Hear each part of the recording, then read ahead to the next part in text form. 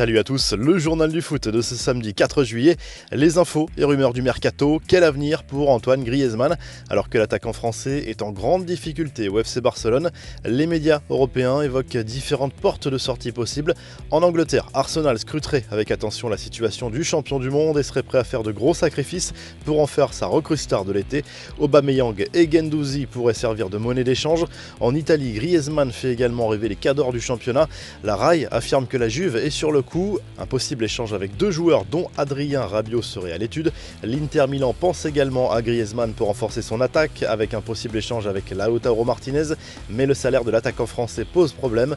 Edinson Cavani de son côté pourrait revenir en Serie A, jugé trop cher pour l'Atlético Madrid. L'attaquant uruguayen est dans le viseur de la Roma qui a accéléré sur ce dossier.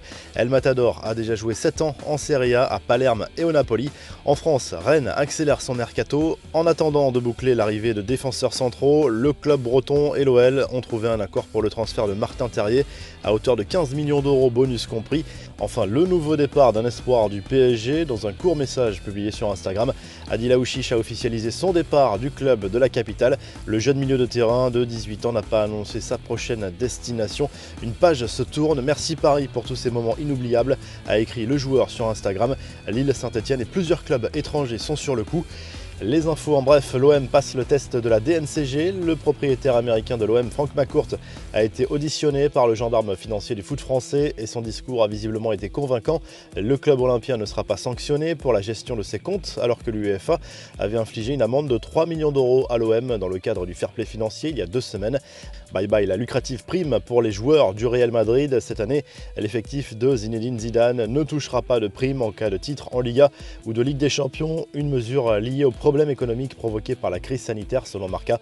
Par exemple, chaque joueur avait touché plus d'1 million d'euros pour le doublé de la saison 2016-2017. La revue de presse, le journal L'Équipe consacre sa une et un gros dossier à Leonardo ce samedi. Le quotidien sportif évoque la stratégie du directeur sportif brésilien pour les mois à venir.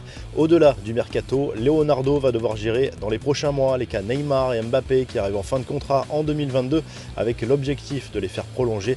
En Italie, la Gazzetta dello Sport évoque très largement la course au titre avec le duel à distance entre la Juve et la Lazio Rome. La vieille dame reçoit le Torino alors que le club romain accueille l'AC Milan dans le choc de la soirée. En Espagne, le journal Sport parle du mercato du Barça. Le club catalan va entrer en discussion avec Manchester City pour tenter d'attirer le défenseur espagnol Eric Garcia, à 19 ans et apparu à 9 reprises cette saison en Première Ligue. Enfin, AS revient sur l'arrêt des négociations entre Lionel Messi et le FC Barcelone à propos d'une éventuelle prolongation de contrat au-delà de 2021. Messi doute, le Barça tremble, titre le journal espagnol qui évoque les raisons supposées des doutes de l'Argentin au sujet de son avenir.